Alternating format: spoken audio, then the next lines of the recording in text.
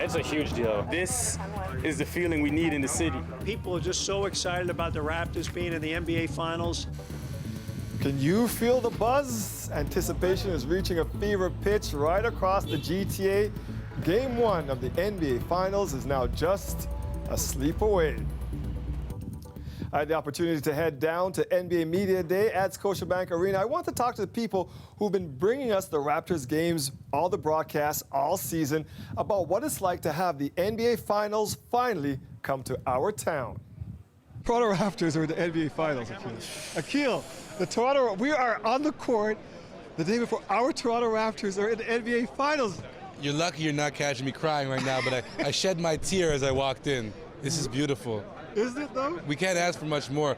I mean, you go back to 1995, you don't think we would have been here. I didn't see this coming. Even when we got a team, I didn't see a championship series coming to the ground here in the GTA, and it's here. I grew up in this town. You have to pinch yourself. We played ball here. How did the Toronto Raptors and the Toronto team get to the NBA Finals? Well, a lot of tears, a lot of hard work, and you think about it, I mean, at this point for the Raptors, it's about building and trying to build a product that is viable and that can sustain this type of winning. You and I stood on this court the last time these two teams were going to play each other, and we actually talked about the possibility of the Raptors being in the finals, and you at the time said, yeah, it could happen. How realistic are fans in this city when we talk about this being a potential NBA Finals matchup, this game, our Toronto Raptors against the Golden State Warriors? I mean, we all want to see it. We're all hoping for it, and we all, think that it can happen. But I legitimately do believe it is a realistic ambition, and it is something that could happen. I was not as skeptical as others. What do you have to say to all the naysayers about this trade now that the team's in the finals? Well, there were a lot of naysayers, and they had their reasons. I think a lot of the attachment to DeMar DeRozan was sentimental. He did a lot for the city. He was a wonderful player, an all-star. But Kawhi Leonard is a generational talent. He's the best player in basketball today. And right now, when you look at the trade, it was such a great risk by Masai Ujiri, and it has turned out to be probably the best trade in the NBA this year, if not in years. Alvin, let's talk about when you were here as a player. You guys had some good teams, you had some good success. But do you ever think that this up north team would ever get to the NBA Finals, man? And you've been watching them closely when you were broadcasting the games this season. You never can predict it. You hope, and you just watch the process. And, when I was here, and even years after that, you saw it go up and down, right? You saw it go up and down, change of management, change of coaches, play. Like, you always get that change. But once Masai got here and that change started happening, you start seeing things being solidified, and you start seeing success with the team on a consistent basis, 50-win seasons and getting to the Eastern Conference Finals and losing to Cleveland and things like that. You start seeing the opportunity for something like this to happen, and it finally happened. Jonesy, I've been talking to all the people that have been bringing us the broadcasts all year, and the big question I've had for all of you is, how do we get here? Can you believe that the Toronto Raptors are in the NBA Finals? You know what, Dwight? I can, because I've seen everything from 16 and 66 to 21 and 61. I saw the determination build over the last 5 years. I saw how heartbreaking it was to lose to LeBron every year and the determination to get past it. So I can believe that the Raptors are here, especially after the trade that brought Kawhi Leonard. May not have been a popular one, but this is what you get. And for the fans that have just come on board, they need to soak this in. They need to realize how hard it is to get here. There are 28 other teams sitting at home watching right now, and any one of them would trade place with any one of these two teams. As a kid who played ball on the streets of this town, you're a popular high school player, rival at Oakwood. I went to Runnymede, but we won't get into that. Yeah, that's another show. How are you feeling, just as a fan of this game, to see your hometown team achieve this? It's kind of crazy, Dwight. That part of it is hard to believe. Like, that from the professional side, I could see it building. From a fan perspective, it's really, really something else. It's really gratifying to know that the game you love, that nobody really valued back in the day, nobody cared about, even though it was invented by a Canadian, has come to prominence, and it has. And not only is it big in Toronto or Ontario or Canada, the eyes of the world are here right now. And from that perspective, as a fan, having run around the city trying to find games in '87 when Magic was playing Bird and begging guys to put it on a TV in a restaurant. Like, it's big as a fan. It's huge. It is huge, and we're so happy to be here. Today was the day for players from both teams to talk to the media before the big game. It's a position the Warriors have been in before, but the Raptors are writing a brand new chapter in franchise history. Greg Ross has been down there. And Greg, how's our team handling all this attention and pressure from the worldwide media? Well, right now they say they're keeping their focus on Game 1, which is probably a good place to be. But it's hard not to notice just the change in atmosphere in this building. There's a buzz, as you mentioned, off the top in the city, and it's particularly felt in here with so many members of the media from all over the world in the building today. You look at the differences just on the floor here. You've got a new logo, the NBA Finals logo. That's what they're greeted with when they walk onto the court. You see it everywhere up on the scoreboard. So it's hard not to notice these distractions, but they say they're trying to keep it in check. Just wanted to say welcome to Toronto. Raptors president Masai Ujiri welcomed around 1,000 members of the media from all over the world who have descended on Toronto for the first ever NBA Finals outside of the U.S. Players from both teams were swarmed by journalists on the court as cameras jockeyed for position. A new experience for many Raptors like Norm Powell, who seemed a little overwhelmed. I could do without the media, but I'm just enjoying the moment, Only 4 players on the Raptors roster have endured the circus that is the NBA Finals, including their star forward, Kawhi Leonard.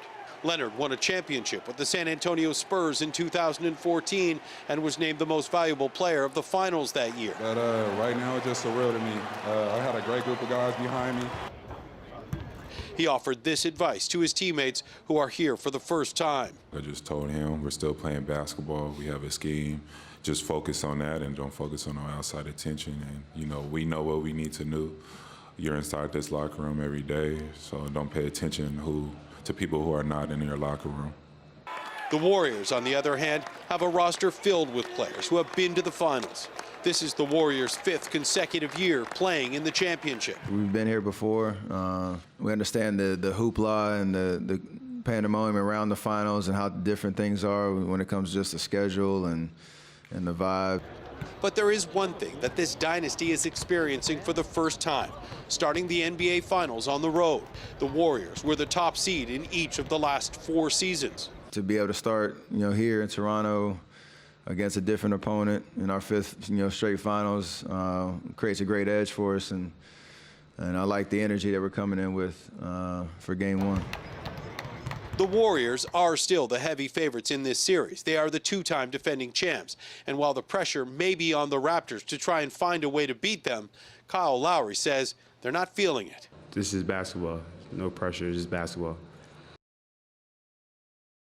The true test to see how the Raptors are dealing with that pressure will be in Game 1 tomorrow, and how they are able to start with so many eyes on this game here at Scotiabank Arena.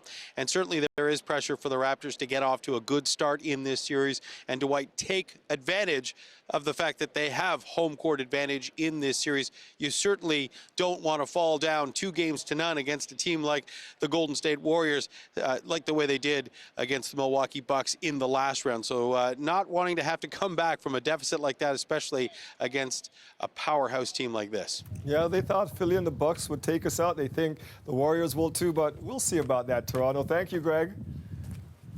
Now, prep for the NBA Finals has also been happening off the court. Fans are still buzzing after Saturday's big win that pushed the Raptors into their first ever finals. Chris Glover joins us from a new mural of someone who kind of helped make all of this happen. Chris, is that Kawhi behind you, I think? I wish it was actually Kawhi, but no, this is just a really awesome mural behind me, and tons of people have come throughout the day today to check this out. There are several murals like it across the city, and the interesting thing about this is it's pretty much permanent, but I've been seeing fans across the city doing things today that are definitely permanent. Paul Burton is prepared to ink his love for the Raptors permanently. A bee sting, not even.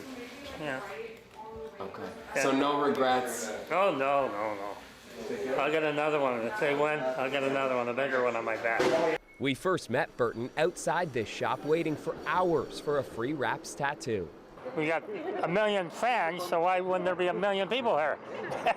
That's true. Then we'd be here all day. I heard free tattoo, I heard Raptors, and I ran down there, man. It's been 24 years of struggle, but it's all worth it now. Sheldon Harrison has many tattoos, but this is his first of his favorite team. I've been here through Bosch, I've been here through Bargnani, everybody. So this is the feeling we need in the city. It is. It's a time to be alive. I notice you're not in line.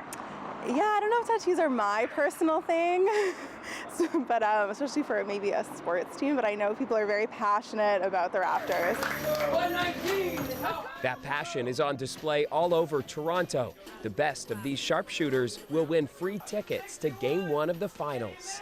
Someone before us did like 2:30 something, which was really impressive. Did you trip them on their way out or something? No, I didn't. We saw you practicing in line. So you're taking this really seriously? No, not really.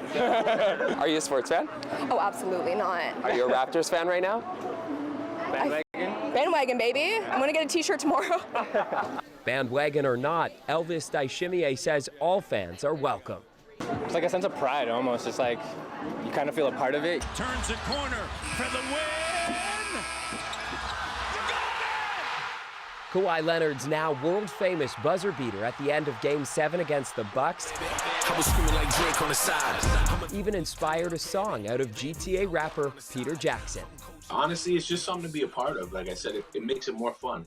I don't gamble. I don't bet. So, you know, to be a part of something, this is like my only way, because I wouldn't make the team. Even though Raptors fever may not last forever, the memories of this dream playoff run definitely will.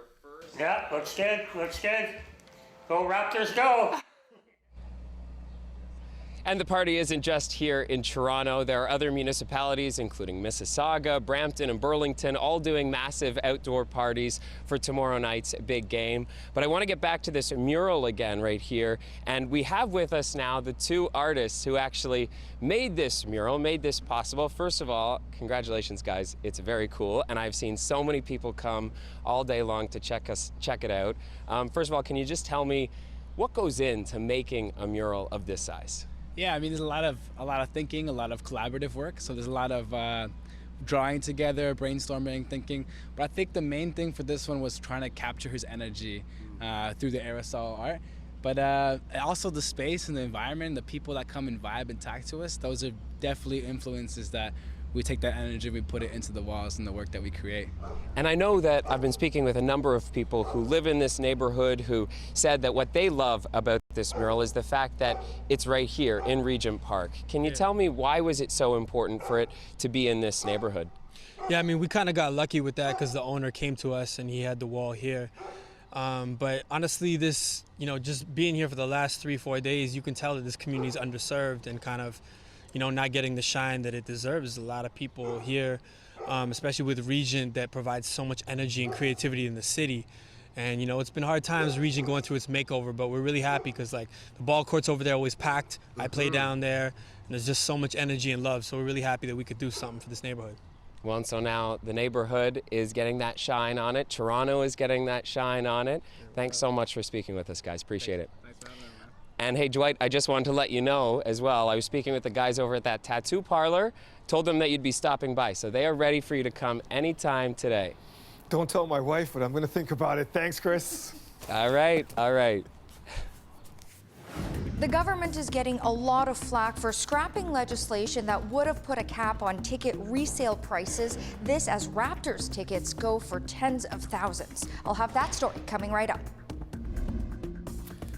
Now, it was widely reported after Saturday's win that sent the Raptors to the finals that even in all the madness that spilled out onto the streets, no one was arrested. Well, now police are looking for 7 men, including one who threatened a police officer. Their pictures were put out late this afternoon. Toronto police say the men jumped onto the top of a cruiser near Yonge and Dundas. An officer tried to arrest one of the suspects, but the crowd encroached on him, and one of the suspects threatened to kill the officer. That officer feared for his safety, let the suspect go, and got back into his vehicle. Toronto police are asking anyone who knows these men to contact them, and also reminding us to celebrate responsibly and within the law. A 4-year-old boy continues to fight for his life in hospital. The organization that owns the Raptors is stepping up to help the child's family. Radiol Chowdhury, seen here with his father, was struck by a motorcycle in a hit-and-run collision on Sunday. Chowdhury remains in hospital in a coma. His father works for Maple Leaf Sports and Entertainment. The company is auctioning a pair of tickets to Game 1 of the NBA Finals. The proceeds will help support the family. The driver of the motorcycle that struck Chowdhury was in court yesterday. He's facing a number of charges and is now out on bail.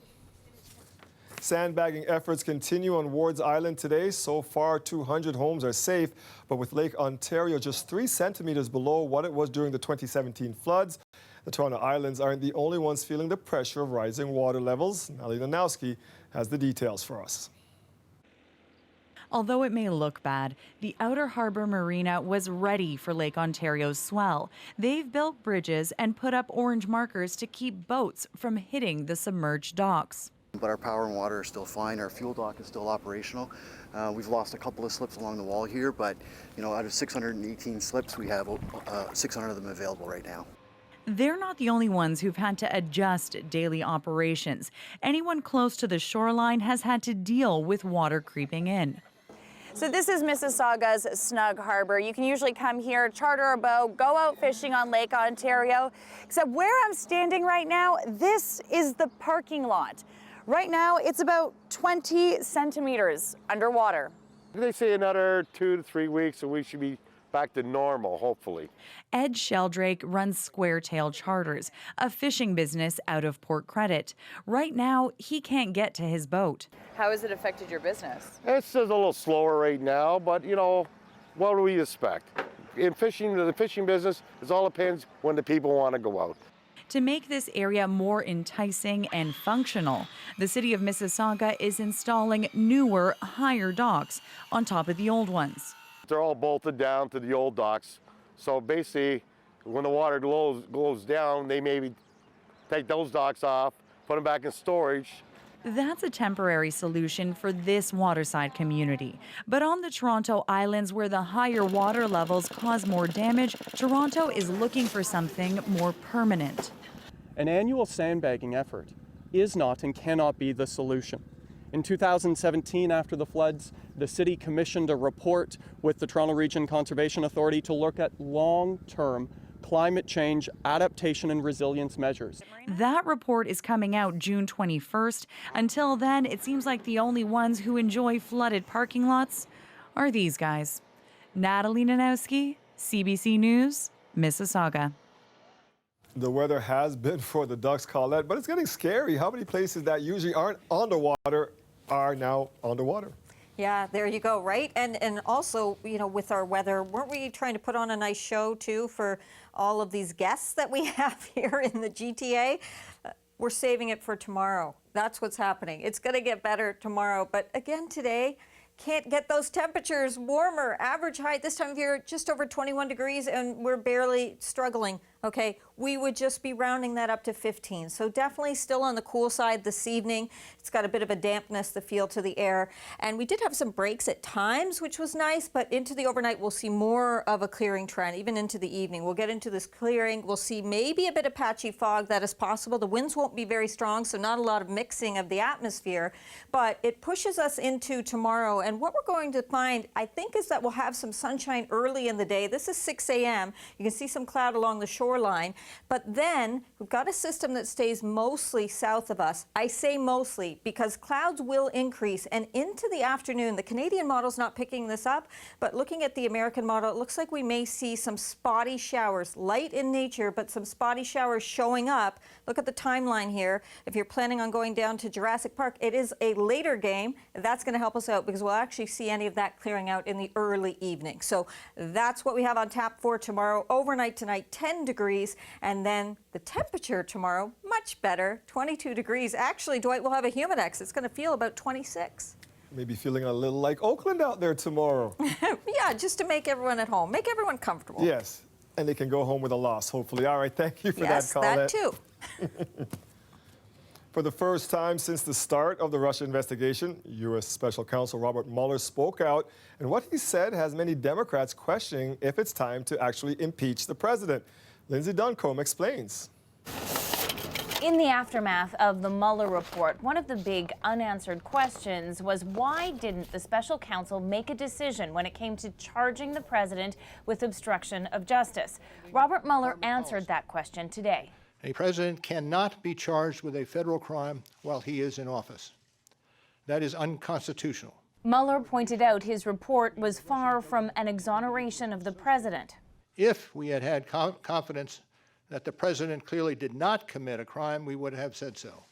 That presentation is a contrast to how the Attorney General William Barr presented the report's conclusions and the president's repeated assertions that he is exonerated. The special counsel has clearly demonstrated that President Trump is lying.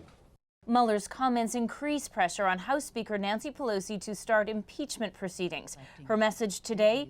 No, at least not yet.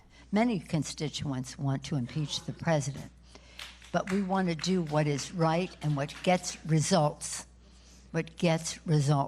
Robert Mueller does not plan to testify in front of Congress. He wants these to be his final words on the investigation. There were multiple, systematic efforts to interfere in our election, and that allegation deserves the attention of every American. The president has paid little attention to concerns about election interference. Donald Trump's response today, a tweet saying nothing's changed and declaring his innocence. Republicans in Congress are standing with him. Lindsay Duncombe, CBC News, Washington. For us, it's sacrament. No different than the Catholic Church. They have wine. We have cannabis. Place of worship or an illegal pot shop? How Toronto's cannabis laws are facing a new challenge from a Rastafarian church, coming up after the break. The weather update is brought to you by Train Extreme Conditions Testing. It's hard to stop a train, really hard. Train, the most reliable heating and cooling brand.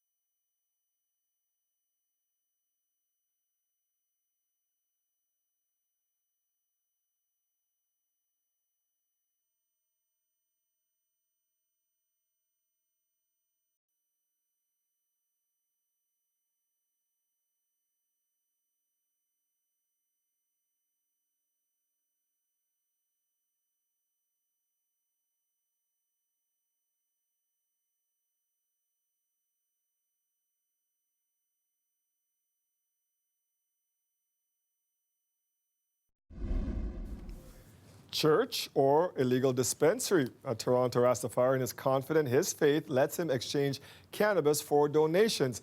Legal experts, though, question whether his freedom of religion argument would hold up in court. Nick Boisvert has the story.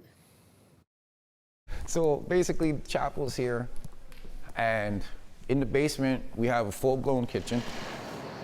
At the renovated Broadview Faith Temple, there are some new decorations and paint, but you can find the big change in the back room. So this area would be what we refer to as a sacrament access point. So this is where members of the Rastafarian faith come in and get sacrament. It looks and functions like an unlicensed cannabis dispensary. To the church founder, David Holmes, it's actually a sacred space where exchanges are based on donations, not sales. So for us, it's sacrament. No different than the Catholic Church. They have wine. We have cannabis. When the church opens in the coming weeks, it'll be his organization's third location in Toronto and sixth in the country. He says the cannabis operations are protected under religious freedom. This is a problem where I have to go deal with the courts. I don't have a problem with that. The city has taken a hard stance on illegal dispensaries in recent months, but police told CBC Toronto that they can't speculate on what happens inside the church. Legal experts aren't sure what a court would make of the case. Probably the most important question in most cases under freedom of religion is, okay, the government has limited your religious freedom in some way. Was that a reasonable limitation? Holmes is more confident in his chances. What do you say to criticism that some people may have that what you're doing seems a bit like a front, maybe? That you're here to make money, that you're using religion as a cover? Yeah, this wouldn't be the first time I've heard that. I've had the fingers pointed at me a few times. The only thing I could really say back to those people is if you don't know what we do, it's easy to make that assumption. Holmes says the donations will go toward meal services and winter shelters. That is, if they can stay open. Nick Boisvert, CBC News, Toronto.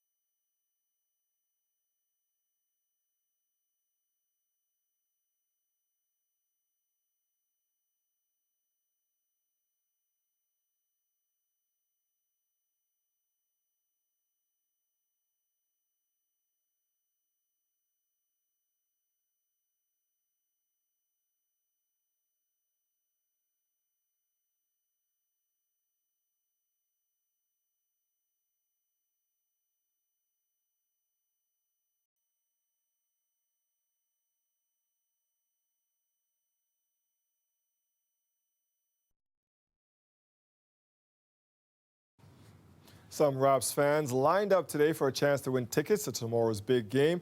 For many, it's the only way they're going to have a shot at being courtside. That's because ticket prices are as high as hopes for Raptors fans. Now, as Lisa Shing reports, that's something they were talking about at Queen's Park today. 24 seasons in the making. It's irrefutable Raptors fever has swept the province and beyond. Politicians on the Hill are talking about it. My hope is that I'll actually be able to go to one of the games, but we'll see. Thanks. $1,000 a ticket. And Queen's Park is no exception either. I believe you will find that we have unanimous consent to allow members to wear Raptors jerseys. Earlier this week, MPPs of all stripes donned various incarnations of Raptors jerseys to mark the team's historic win that got them into the finals starting tomorrow night. But tickets for that game quickly skyrocketed. The face value started at $400. Today, resale tickets are anywhere between $900 to $40,000 for courtside seats. If the PCs hadn't canceled a rule the Liberals brought in, resale prices would have been capped at 50% above face value. It was brought in after fans complained about being shut out of the Tragically Hip's farewell tour. The Progressive Conservative government paused implementation of that part of the Ticket Sales Act shortly after coming into power. It canceled it altogether in the budget. And these fans in line for free tickets say it was a bad idea. Feels like a scam. Bring some of the rules back so there's some sort of tickets that are open for the true fans, right? Not just the wealthy fans.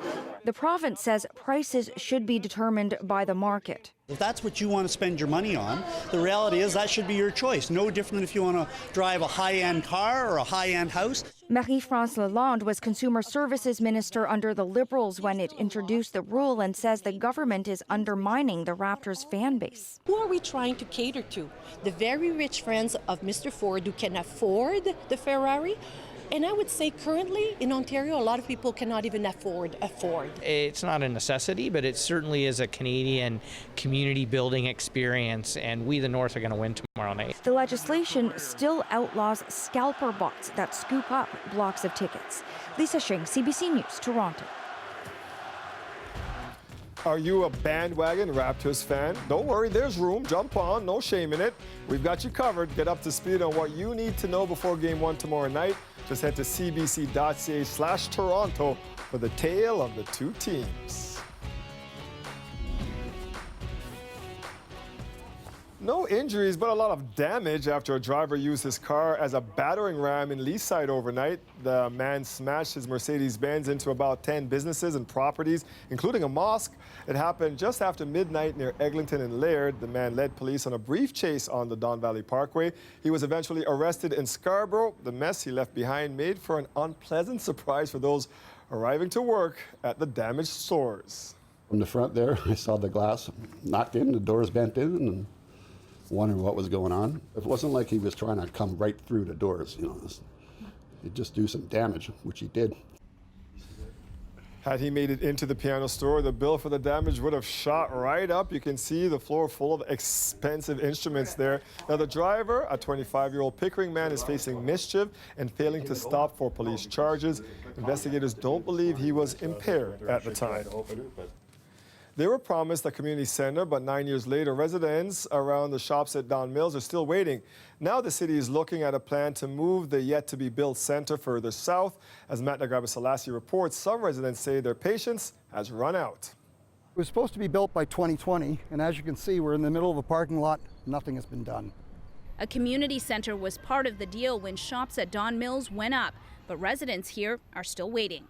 It's been a decade since they've gotten an agreement to build this community center. We've got a signed agreement, and we want that agreement to be enforced. Now the city is looking at a proposal to move the community center a kilometer away as part of this mixed-use development project. Fed up, the Don Mills Residents Inc. took out this ad calling out the mayor and the councillor. A deal's a deal, and we've asked John Tory to please come and talk to us about it. Denzel Minan Wong is the councillor for this area, asked to answer why it would take 9 years to build a community center and still have nothing. So for the city, mea culpa, did it take them a long time? No question about it. He says a lot has changed since the original deal. The plan for the new center would be much bigger and benefit more people as the population continues to grow in the area. And it would be city-run. This one will be open for free, and unlike the other facility, it'll have 2 swimming pools, 2 ice rinks, large meeting space, and a big gymnasium. But for those who have been waiting years for this center, it's not enough. We want the community center built as agreed to here in Central Don Mills. Community members are holding a meeting on June 6th to discuss this, and they've invited the mayor and the councillor to be there. Magda Gebrselassie, CBC News, Toronto. I thought we dropped this item from the show, but obviously not. Today, White Ribbon celebrated its 10th annual Walk a Mile in Her Shoes Toronto, and I had the pleasure of emceeing the event. It is so wonderful to see so many of you here today. I want to thank you for coming out to support the global movement to end gender-based violence and promote gender equality. Sorry, it gets better. How about we put it together? Side, side, front, front. Yeah, I am wearing heels and trying to dance, and it is as painful as it looks. Hundreds came out today, and many of them men ready to walk in heels in the financial district as a symbolic gesture. It's all to show solidarity with women and girls, raising awareness to end gender-based violence and promote gender equality. The event also raises money for the White Ribbon campaign. It will help the organization provide awareness and education programs to boys and men on how they can help end gender-based violence. Today at the event, I spoke to the executive director of White Ribbon about why events like this are important. Tell me why I was so lucky to wear my pretty socks today. This is symbolic, Umberto, but it's so important at the same time. We're having fun, but we're really here to deal with an important cause in society. So this is an opportunity for us to put ourselves in other people's shoes, women and girls in particular, and empathize and demonstrate compassion and solidarity and allyship. We are walking a mile in their shoes today. I've got the heels on. The women out here have no sympathy for us today. No. Because they're like, yeah, you guys are going to do this for a day. We go through this all the time. Talk about some of the issues specifically that we're trying to combat today, and we're asking men to think about. Right. So first and foremost, we're trying to break the silence of violence against women. It's a taboo. It's kept private in so many instances. We wanted to make it public and send out a public message that we men do not accept and tolerate, will not remain silent about violence against women. And that's what this issue is about. But here we're also speaking about all forms of violence against women, sexual violence, harassment. We know in Canada that every 2.5 days a woman or girl is killed due to gender-based violence. That's terrible. We need to speak out against it. We need to do better. We need to educate young people about this issue. We need to get men involved to break the silence and get men involved to support survivors and speak out against this. Thank you for this event.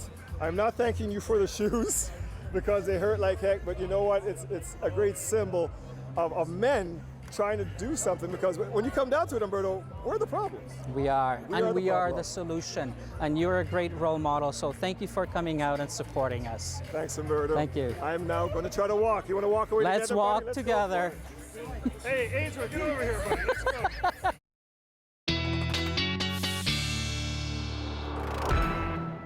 If I take part next year, I'm going to beg for wedges.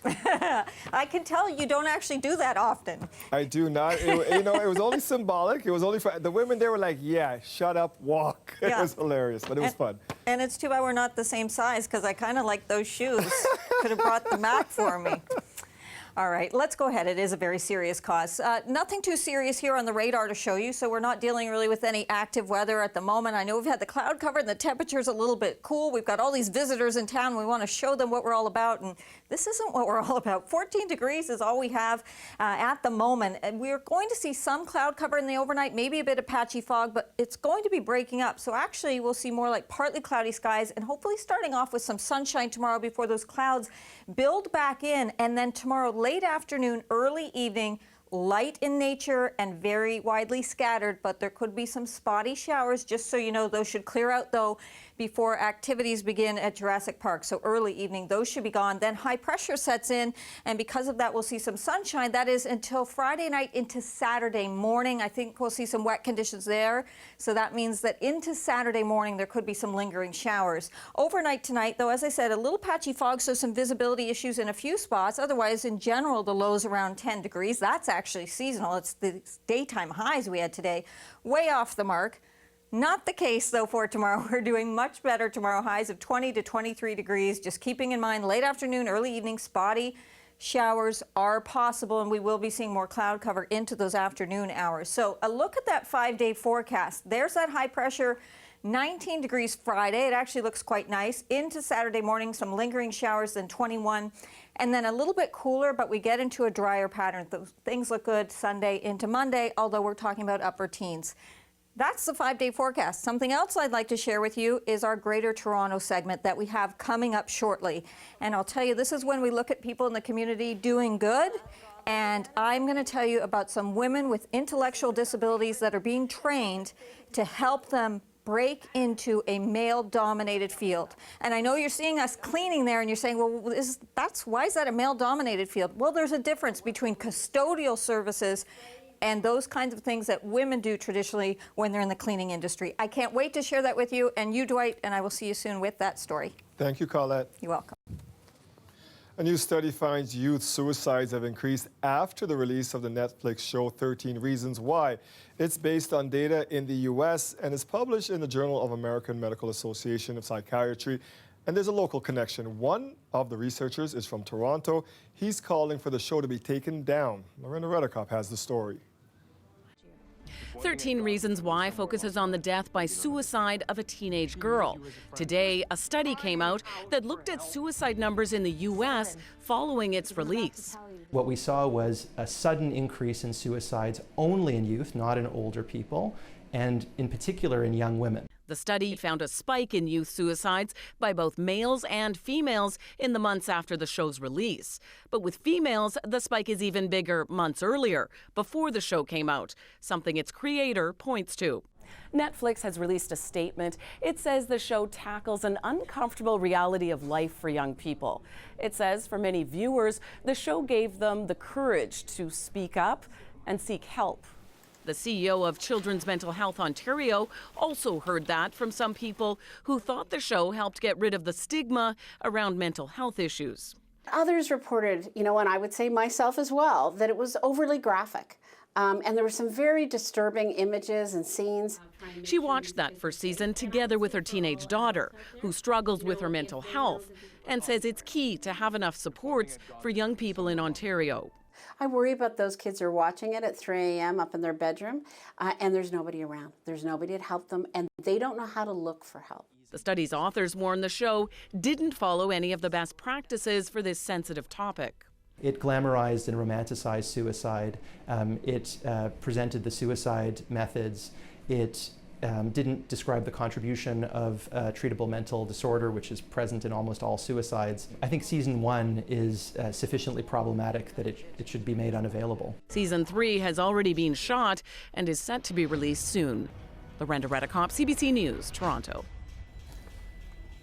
And a reminder, if you or someone you know is in immediate crisis, call 911 or go to your nearest hospital. If you need someone to talk to, you can call Crisis Services Canada. That's at 1-833-456-4566. It will connect you to someone who can offer support and resources. You can also get help by visiting their website. That's at crisisservicescanada.ca. Stay with us. We'll be right back.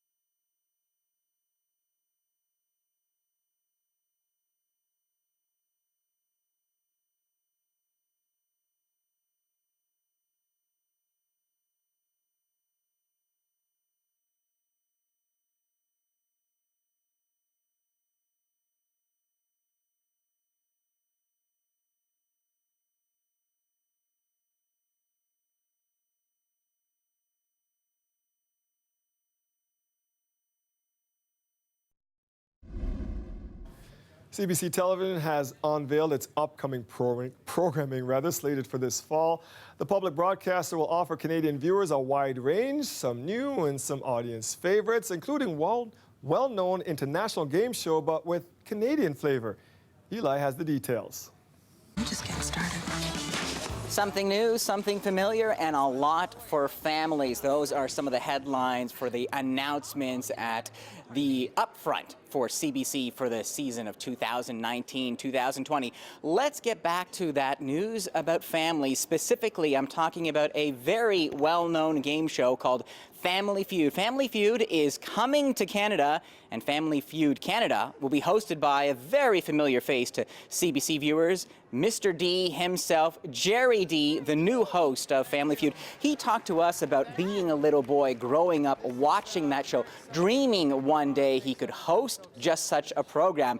Now that is a reality, but we asked him, I mean, how do you put the Canadiana in such a classic game show? This is what he had to say. I think Canada is a very proud nation, and within that, you know, we're all very proud of our regions and where we're from, so I can't wait for the family from Antigonish to go against the family from Flin Flon and see what happens, and the family from Victoria to go against the family from Winnipeg. You know, it's going to be a constant small town. I think small towns will rally around their own, and they'll all be sitting around the TV watching it, and it really is an honor to be asked to do this. Baroness Von Sketch are another familiar face to CBC comedy fans, coming back for another season, but two of the Baronesses are going to have a side gig. Aurora Brown and Carolyn Taylor are the new hosts of the Great Canadian Baking Show, and they were talking about what it's like to be in the kitchen during the competition.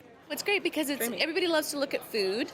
It's got such a chill, awesome vibe. They get the nicest people. You want them all to do well, and it's fun, you know. We're learning like crazy. Like the judges are like forensic scientists of baking. Yeah. They know what happened with it. They're like, oh, clearly, you know, like you got afraid of your dough and put in too much flour. Like that's exactly what happened, you know, or whatever. And it's great. Now, if you're a sports fan, or you just like watching hockey players attempt to learn the grace of figure skating, you might be excited to learn that Battle of the Blades is returning to CBC, along with head judge Kurt Browning and some special appearances by Tessa Virtue and Scott Moyer, also as judges. Also, a lot of excitement around a new show called The Trickster. This will be the first Indigenous-led drama on CBC based on the trilogy by award-winning author Eden Robinson. Eli Glaster, CBC News, Toronto. Battle of the Blades coming back. We like that. As we head to break, here's a look at where the markets closed today. Stay with us. We will be right back.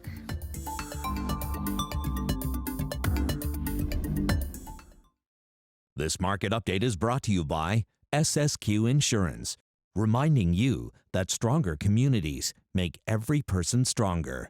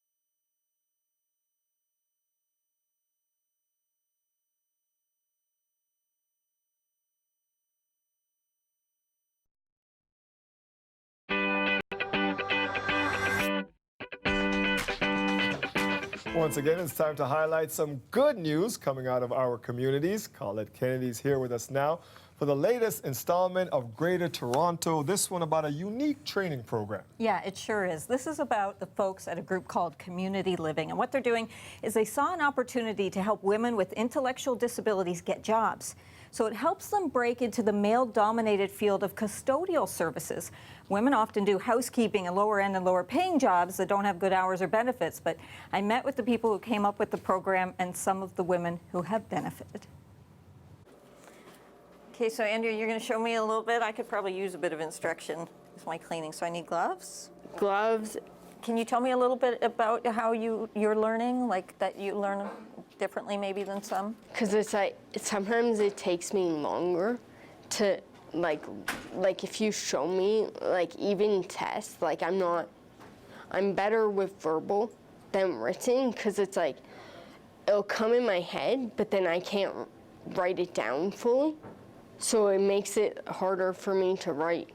So you just have to clean around here and clean the top of the stove and the door. And how do you feel now that you've completed it? It's nice. Like I feel happy and like rewarding that I achieved something. Yeah, you're proud of yourself? Yeah. Okay, all right, you can inspect my work. What do you think? I'm proud and I did an excellent job here. Oh, you want me to get that? Oh, you're right, I missed a spot. We're going to make sure all door handles are disinfected. Do you remember what we used for the door handles? The Lysol wipe. Excellent. I guess I've always had the interest in helping.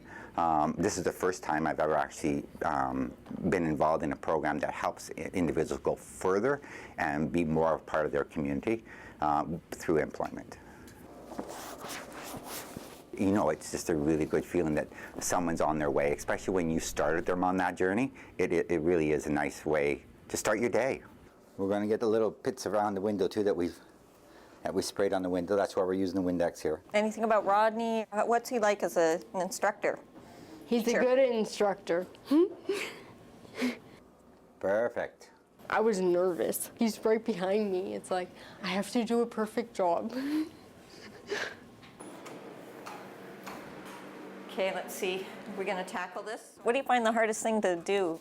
The toilets. I don't like toilets. I don't like them either.